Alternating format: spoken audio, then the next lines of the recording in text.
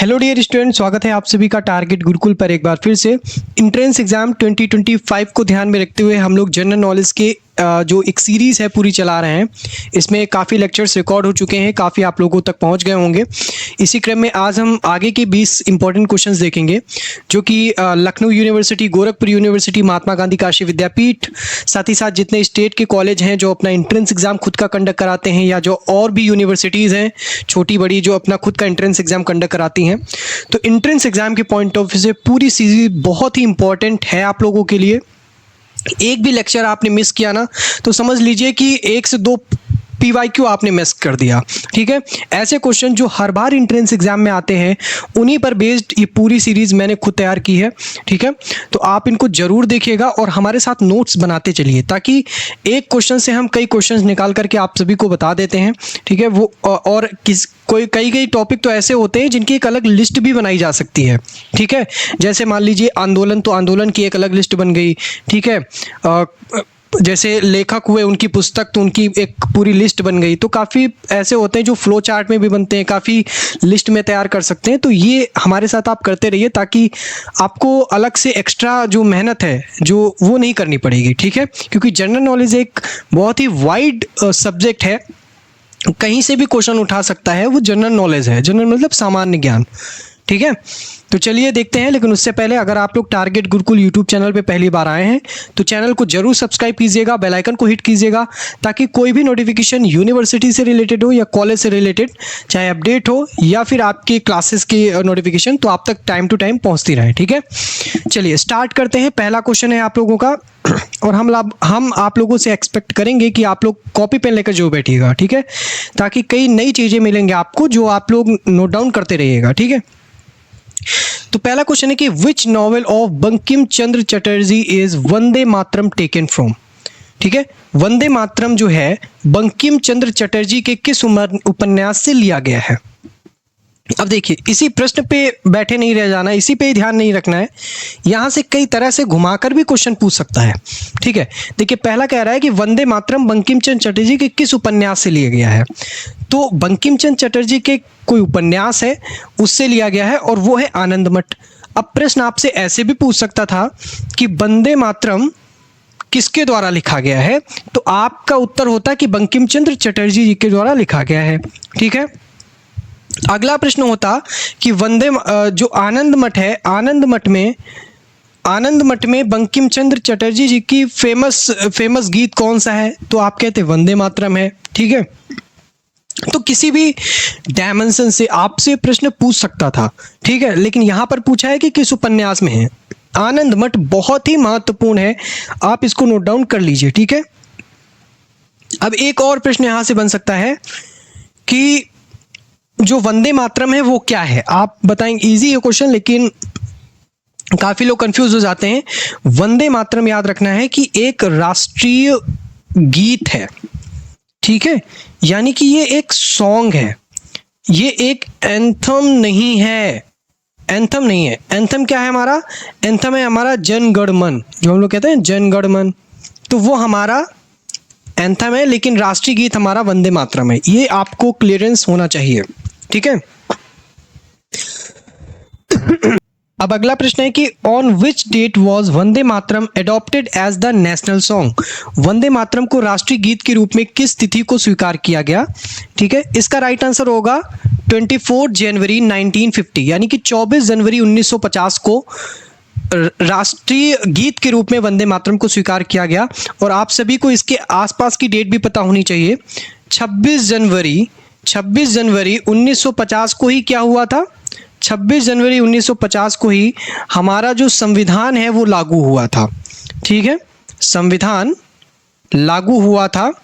ठीक, ये डेट आपको याद रखनी है। और अगर पूछा जाए कि जो भारत का संविधान है वो बनकर कब तैयार हुआ, अगर पूछा जाए भैया तैयार कब हुआ, तो दोनों में डिफरेंस है, दोनों पे प्रश्न आता है, तो वो था आपका 26 नवंबर। ठीक है, नोट कर लो, 26 नवंबर 1949 को बनकर के तैयार हुआ। 26 नवंबर 1949 को बनकर के भारत का संविधान तैयार हुआ और लागू यानी अमल में कब लाया गया? 26 जनवरी 1950 को। ठीक है, अब बढ़ते हैं आगे। अगला प्रश्न है कि विश्व प्रसिद्ध महाकाव्य कामायनी के रचयिता हैं। तो विश्व प्रसिद्ध महाकाव्य है ये है कामायनी, इसके रचयिता है जयशंकर प्रसाद। बहुत ही इंपॉर्टेंट क्वेश्चन है, ठीक है, हिंदी साहित्य का क्वेश्चन है। हिंदी साहित्य के जितने भी लेखक हैं, उनकी पुस्तकें हैं, उनकी रचनाएं हैं, वो जनरली आते ही हैं, ठीक है। अब जयशंकर प्रसाद की कुछ एक और बहुत ही बेहतरीन रचना है, बहुत ही फेमस है। एक तो कामायनी है और दूसरी है ध्रुव स्वामिनी। ध्रुव स्वामिनी, राइटिंग समझ में आ रही होगी, मैं थोड़ा पेन टैप पे बनता नहीं है, ठीक है। तो ध्रुव स्वामिनी इनकी दूसरी रचना है। अब रामधारी सिंह दिनकर की एक बहुत ही फेमस रचना है, वो भी पूछ ली जाती है, जिसका नाम है रश्मि रथी। रश्मि रथी, ठीक है। तो ये दो रचनाएं हैं जो कि आपको याद रखनी है एक्स्ट्रा, इनको नोट कर लीजिए, ठीक है। और बाकी आप लोग याद कर सकते हैं सुभद्रा कुमारी चौहान की रचनाएं, ठीक है।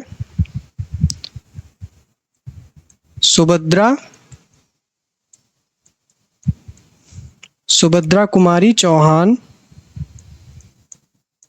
ठीक है। और आप याद कर सकते हैं प्रेमचंद्र की रचनाएं, ये सारी पूछी जाती हैं, ठीक है। प्रेमचंद्र की अगर हिंदी भी विषय है आपके एंट्रेंस एग्जाम में, तो उससे तो आपका बनेगा ही बनेगा एक क्वेश्चन, ठीक है। प्रेमचंद्र हो गया। और भी कई ऐसे साहित्यकार हैं जिनकी काफ़ी रचनाएं यहाँ से पूछी जाती हैं, मुझे इस समय एग्जैक्ट नाम नहीं याद आ रहे हैं उनके। प्रेमचंद हो गया, सुभद्रा कुमारी चौहान, रामधारी सिंह दिनकर, हाँ एक अज्ञेय करके हैं, ठीक है। अज्ञेय की भी काफ़ी रचनाएं हैं जो पूछी जाती हैं। सच्चिदानंद हीरानंद वात्सायन अज्ञेय, ये पूरा नाम है। इनकी बहुत ही बेहतरीन रचनाएं भी हैं, यहाँ से भी आता है। और एक आधे और हैं, उनका नाम मुझे याद नहीं आ रहा है अभी, फिर कभी मैं बताऊंगा, ठीक है। काफ़ी है क्योंकि हिंदी साहित्य पढ़े हुए काफ़ी टाइम हो गया है। कुछ इम्पॉर्टेंट है जो पूछी जाती हैं, तो इस पर एक पूरा लेखा जोखा है, मैं एक बार अलग से करवा दूंगा। जैसे मैं आपको अलग एक बार जीके के टॉपिक्स बताऊंगा, उसी प्रकार से एक मैं अलग वीडियो बना दूंगा जिसमें सारे साहित्य वगैरह के रहेंगे, ठीक है। फिर है कि which is the national sport of India, ये शायद दोबारा या तिबारा रिपीट हो रहा है क्वेश्चन, ठीक है। कोई नहीं, आप इग्नोर भी कर सकते हैं, बाकी आप नोट भी कर ले। तो हॉकी है इसका, ठीक है। किस खेल में कितने खिलाड़ी होते हैं ये भी आपको याद रखना है। भारत का राष्ट्रीय पशु क्या है? भारत का राष्ट्रीय पशु है हमारा बाघ, टाइगर, ठीक है। इसी प्रकार राष्ट्रीय चिन्ह क्या है, राष्ट्रीय पशु क्या है, राष्ट्रीय फल क्या है। फल पे तो नहीं आता है, पशु और चिन्ह पे ज़्यादा आ जाता है, खेल पे आ जाता है, ठीक है। फिर है राष्ट्रीय गीत, जैसा अभी आया, राष्ट्रगान, ठीक है। फिर है भारत का राष्ट्रीय चिन्ह कहाँ से लिया गया है, अभी बात की मैंने, ठीक है। तो सारनाथ के स्थित जो अशोक का स्तंभ है, ठीक है, वहाँ से लिया गया है। बहुत ही इंपॉर्टेंट है, सारनाथ में स्थित जो अशोक का स्तंभ है वहाँ से भारत का राष्ट्रीय चिन्ह लिया गया है, ठीक है। और एक चीज़ मैंने बताई थी कि भारत के राष्ट्रीय चिन्ह के नीचे एक ध्येय वाक्य लिखा है, वो कौन सा है? सत्यमेव जयते।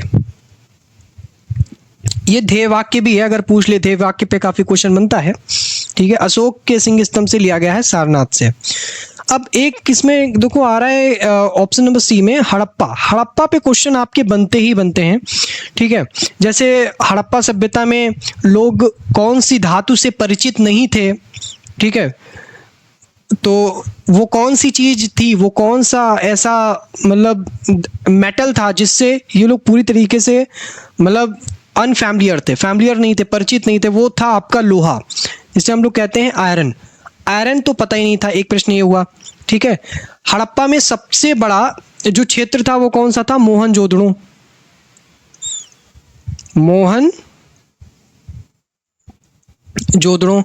सबसे बड़ा जो बंदरगाह था वो कौन सा था? लोथल। लोथल बंदरगाह सबसे बड़ा था। तो जो सिंधु घाटी सभ्यता है, जिसे हम लोग हड़प्पा सभ्यता भी कहते हैं, यहाँ से आपके 2 से 3 क्वेश्चन बनते ही हैं अगर आपका हिस्ट्री विषय है तो, ठीक है। ये इंपॉर्टेंट है। आगे बढ़ते हैं। हाँ, प्रधानमंत्री नरेंद्र मोदी ने स्वच्छ भारत अभियान को किस महापुरुष के जन्म दिवस पर आरंभ किया? इससे तो सभी लोग परिचित होंगे, वो हैं हमारे महात्मा गांधी जी। ठीक है, अब महात्मा गांधी, सरदार वल्लभ भाई पटेल, स्वामी विवेकानंद, स्वामी दयानंद सरस्वती, ये जितने भी महापुरुषों के नाम आपको दिख रहे हैं, ये जनरल नॉलेज में इन पे हमने काफ़ी क्वेश्चंस बताए भी हैं। ठीक है, हमने स्वामी विवेकानंद के बारे में डिस्कस किया है पिछली ही जीके की वीडियोज़ में, सरदार वल्लभ भाई पटेल के बारे में भी जिक्र किया है, महात्मा गांधी के बारे में, दयानंद सरस्वती के बारे में। कुछ इंपॉर्टेंट क्वेश्चंस हैं जो कहीं ना कहीं से लिए जाते हैं।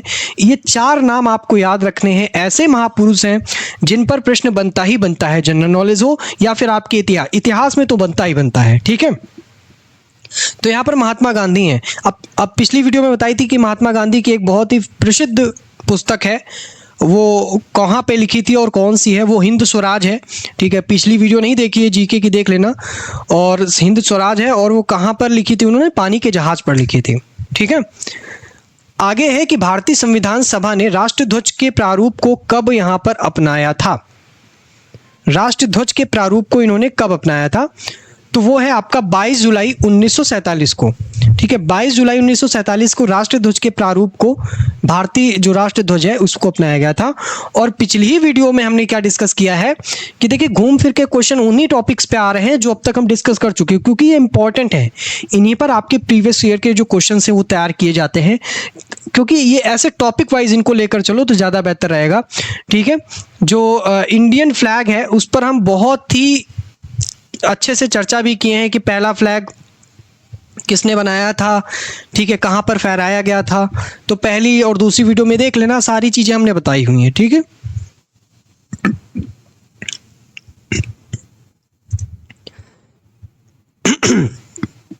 अगला प्रश्न है कि who compose the flag song? अब ध्वज गीत की रचना किसने की है? ठीक है, ये बहुत इंपॉर्टेंट क्वेश्चन है। तो राष्ट्रीय गीत, ठीक है, अगर हम राष्ट्रीय गीत की बात करें, अगर हम राष्ट्रीय गान की बात करें, और अगर हम बात करें ध्वज गीत की, तो ये सारी चीज़ें आपको इंपॉर्टेंट रखना है। ध्वज गीत की रचना की थी श्यामलाल गुप्त पार्षद ने।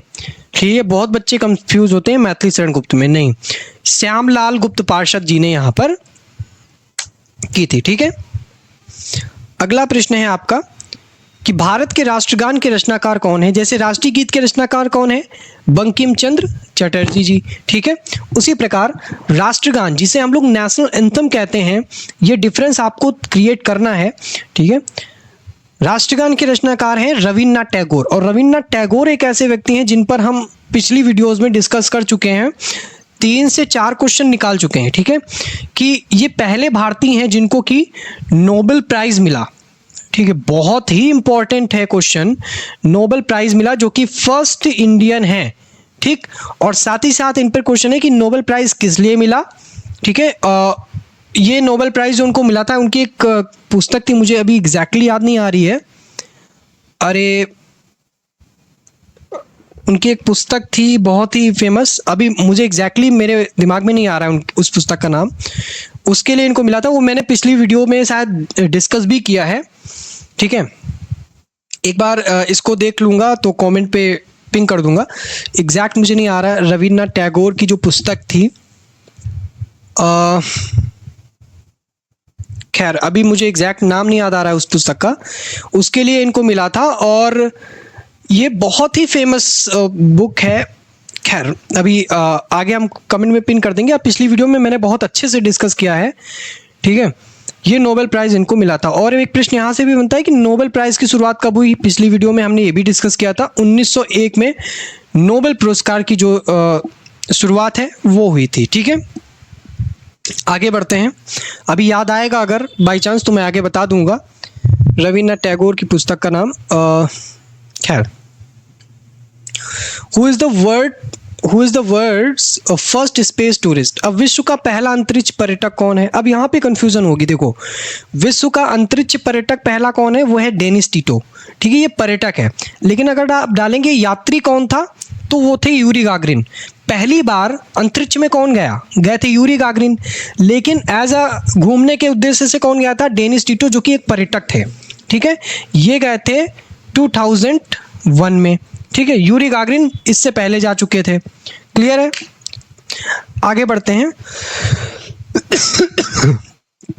Excuse me. हाँ, एक और क्वेश्चन इसमें से बन सकता है कि सुनीता विलियम्स जो है वो किस खेल की खिलाड़ी हैं, कौन सा प्लेयर किस खेल का खिलाड़ी है, ये भी प्रश्न बनता है। तो सुनीता विलियम्स जो है वो टेनिस की खिलाड़ी हैं, ठीक है, टेनिस, लॉन टेनिस, इसको आप कह सकते हो लॉन टेनिस, ठीक है। अगला क्वेश्चन है कि दक्षिणी ध्रुव पर पहुंचने वाला प्रथम व्यक्ति कौन था?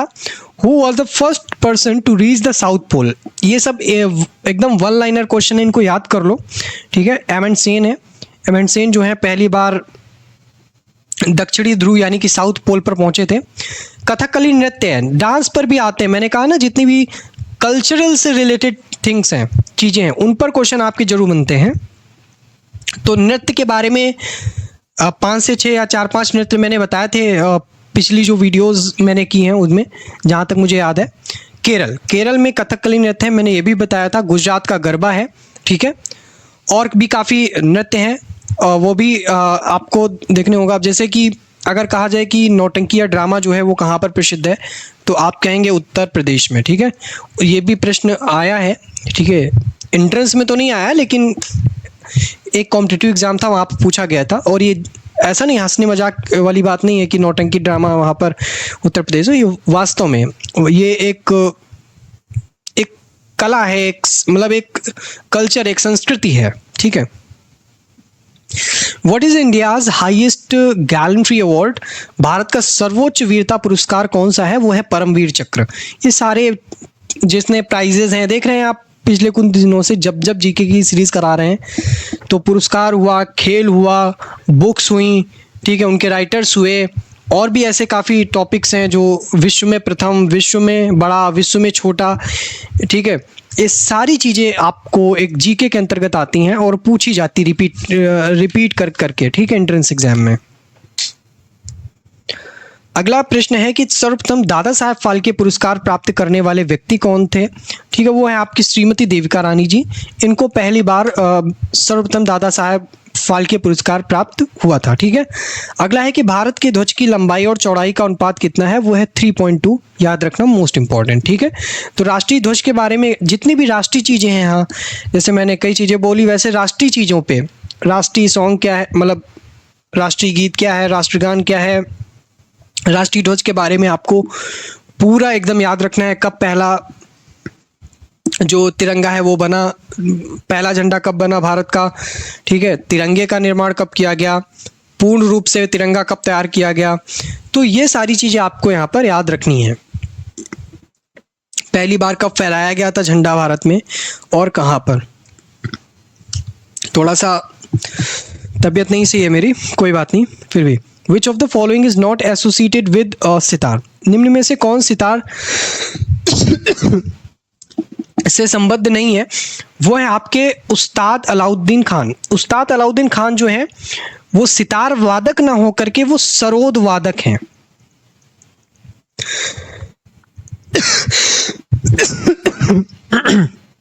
सरोद वादक है, ठीक है, और बाकी सब सितार वादक हैं। क्लियर है? आगे बढ़ते हैं। अगला क्वेश्चन है कि भारत के राष्ट्रीय ध्वज के चक्र का रंग कैसा है? देखो, नेशनल फ्लैग के बारे में काफी क्वेश्चंस आ रहे हैं, ठीक है। तो भारत की जो राष्ट्रीय ध्वज है उसका चक्र जो है वो चक्र का रंग नीला है, और इस चक्र में कितनी तीलियां हैं? 24 तीलियां हैं, ठीक है। और कभी कभी पूछ लेता है कि भैया ये बताओ, जो भारत का तिरंगा है, ठीक है, इसमें जो चक्र बने हैं और साथ ही साथ जो कलर हैं, ठीक है, यहाँ पर आपको क्या दिखेगा? सैफरन। यहाँ पे आपको क्या दिखेगा? वाइट, ठीक है, और यहाँ पे आपको क्या दिखेगा? ग्रीन। ये किसका प्रतीक है? ठीक है, ये बलिदान का प्रतीक है, शांति का प्रतीक है, हरियाली का प्रतीक है। तो ये किस चीज़ का प्रतीक होता है, ये भी आपको यहाँ पर याद रखना है। क्लियर?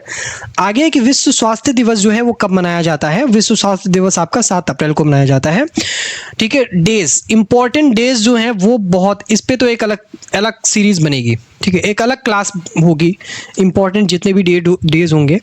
अभी देखो मेरा क्या है, अभी हम सारे जो जीके के क्वेश्चंस हैं वो पूरे आपको बल्क में करा रहे हैं ताकि आपके अलग अलग नोट्स भी तैयार हो सकें, ठीक है। एकदम बेसिकली चलेंगे, जैसे जैसे आपका एग्जाम पास आएगा फिर हमारा मकसद रहेगा कि सारी चीज़ों का ऐसे रिवीजन किया जाए जो कि हम टॉपिक वाइज डिवाइड कर सकें।